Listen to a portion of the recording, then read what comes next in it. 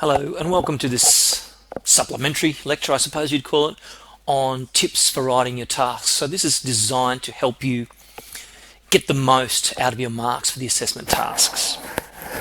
Alright, so point number one, make sure that you complete the task that is asked of you. So in this case, you have to cover the following. The question asks you to describe the two models, game sense and direct instruction, and it says you must include the following themes in your response. 1. The procedural approach of both models. So how do the models work? 2. The focus of each theory. Is it technically based? Is it strategically based? Which of them is it? Or both? Okay. The domain of learning for each model. Now you can find the domain of learning through the Metzler readings, okay, if you haven't come across that yet. Which one is the primary focus of each of those theories? The role of the coach in each model. Are they an expert? Are they someone who's in charge of the whole environment? Are they someone who guides the students along? That type of thing. And the psychological theory that underpins each of the models. So is it, is it constructivism? Is it operant conditioning? Socialism? I don't, that's for you guys to work at. But you have to identify those things within your response to hopefully be successful. So the second thing, setting out your work, ensure that you provide an introduction, then the body, and then a conclusion to your response. Now, your introduction should include an overarching statement about the two teaching styles. Basically, it gives a reason for why we're completing this response. What is it about this? Okay. Your introduction should also identify the main themes that you will be discussing. And those main themes are what's just above you there. The procedural approach, the focus, the role, and the psychology. So that shouldn't be too hard. Your conclusion, of course, that should recap your response. The body of your response will be made up of multiple paragraphs. And these paragraphs, they're going to be organized around the themes you have identified in your introduction. Now please ensure that you use a new paragraph for each new theme. Okay, and again, your themes are still basically there on the screen. So, when you get to your paragraphs, make sure that you start each paragraph with each new paragraph with a topic sentence. A topic sentence is also known as a focus sentence, and it's a sentence that expresses the main idea of the paragraph in which it occurs. So, when you've finished working on that paragraph, go back, read your topic sentence again, and then make sure that the rest of the paragraph relates to that topic sentence. In other words, make sure you've not wandered off track onto a different theme. It's good. The topic sentence helps you stay on theme.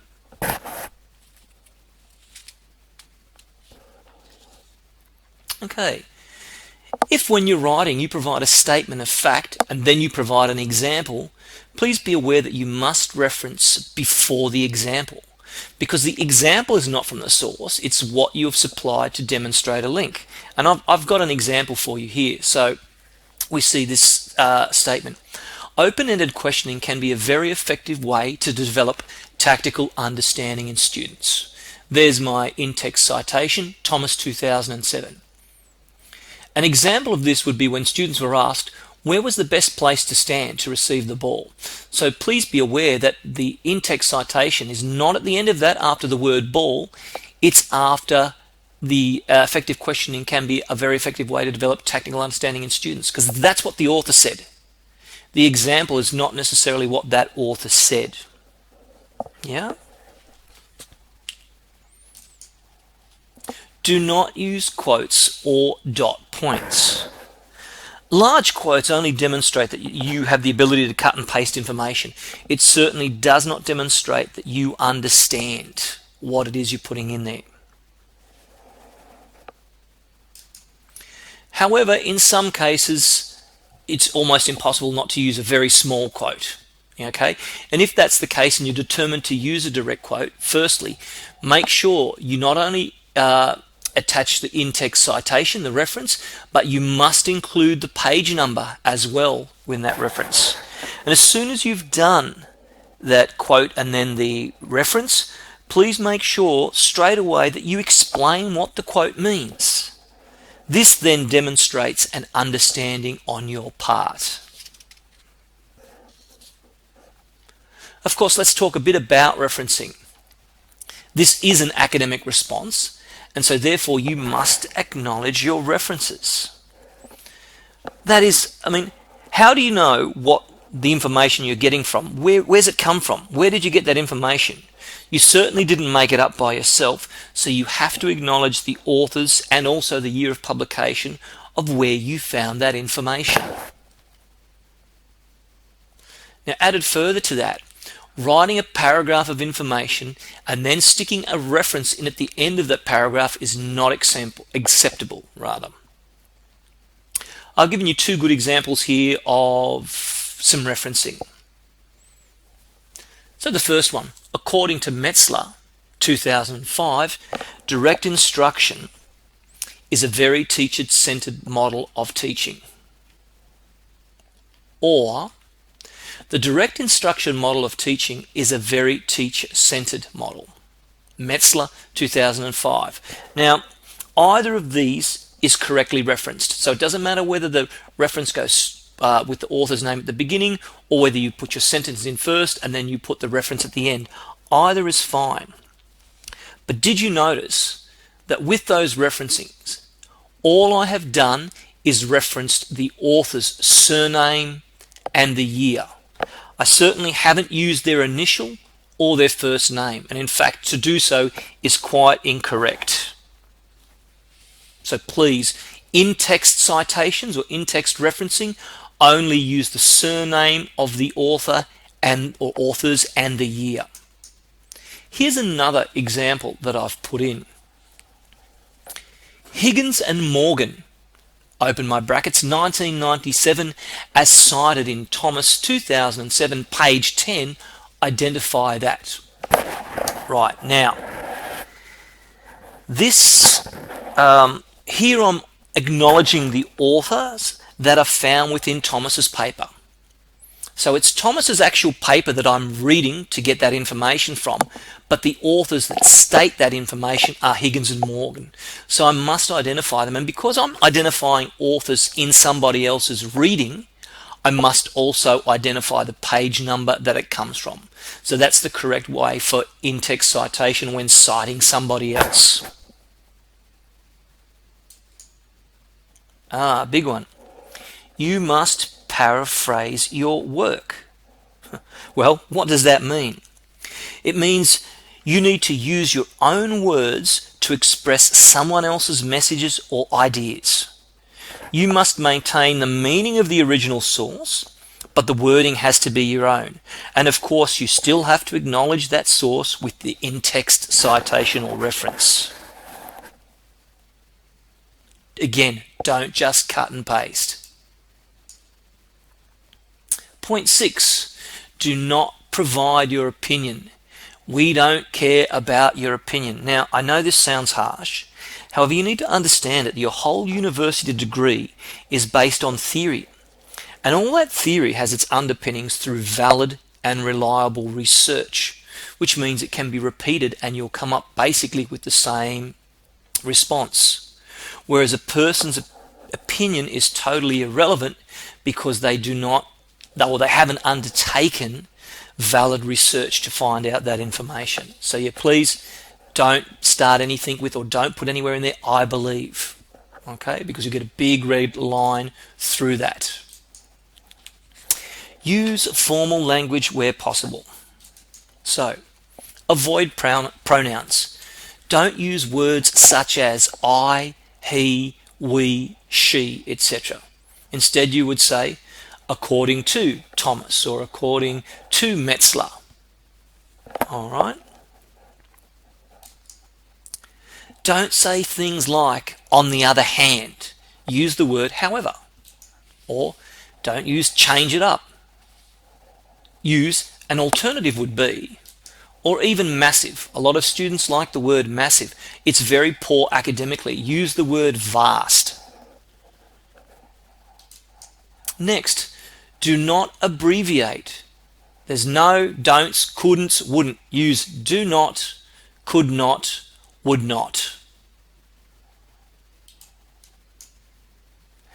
And finally, do not use a thesaurus to try and sound smarter.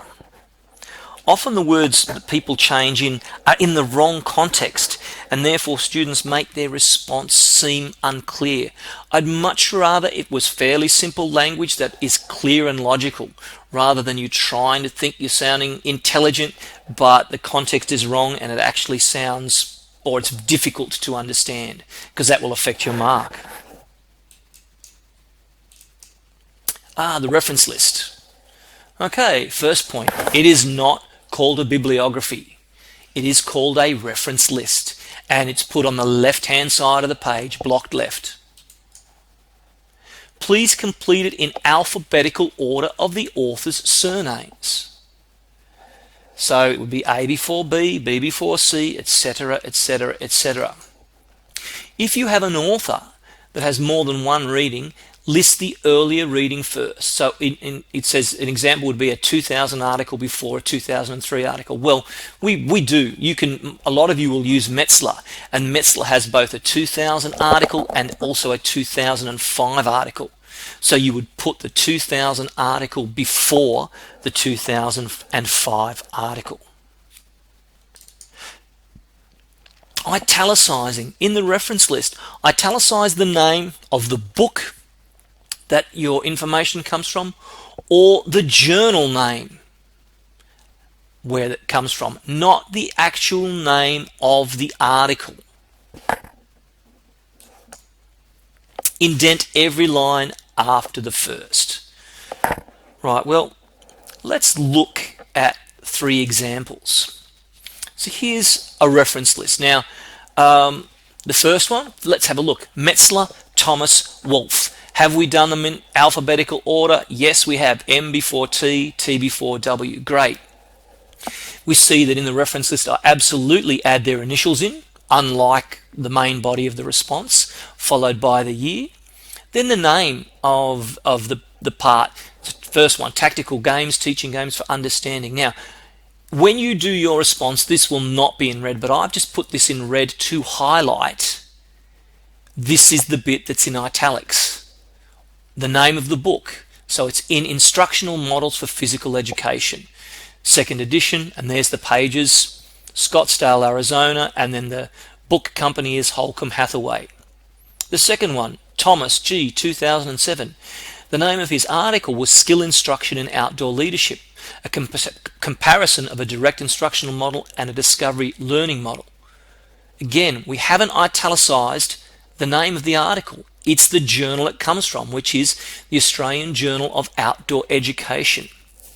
Issue 11, number 2, pages 10 to 18. And then the third one, Wolfe and Shea, 2004, Understanding the Role of Augmented Feedback in Williams and Nodge's. Oh, sorry, that should have been black, the EDS. Here it is, though, in italics, the name of the book. Skill Acquisition in Sport, Research, Theory and Practice. There's the pages numbers, and it's from London, and Rutledge is the book printer. So, one more thing to note about that. You'll see there that the first lines are blocked left, but any following lines have been indented rather. How do you do that? Okay, let's have a look. So I've started here and I've typed in everything correctly, but nothing is indented. What are you going to do? Okay, firstly, highlight the whole lot. So you can see I've done that. Great. And then you're going to place and hold down your cursor on the lower triangle shape. And as it says here, not the square or the upper triangle, which can be found on the left side of the ruler up above your slide. So when you go to the top of your slide, up above your slide, you'll see the ruler, you'll see the thing that looks like the hourglass. Put your cursor on the bottom triangle and hold it there. Okay, then drag it across to, say, the number 2. The square will follow, but you don't put your cursor on the square. As I say, it goes on the triangle. And then when you're at that number 2, release the cursor. Once you've done that, hopefully that's what it should look like. So that's all you need to do. Okay, you'll also see that I have removed the red writing and the italicized. So that's what your actual reference would look like. Blocked left, author's names left, first line, everything else indented. Hopefully these things will help you get a better mark in your assessment task. We're getting towards the end. An important one, please proofread your work carefully. Far too many students cost themselves important marks because they fail to carefully check their work. You know, red squiggly lines under words usually means there's a spelling mistake.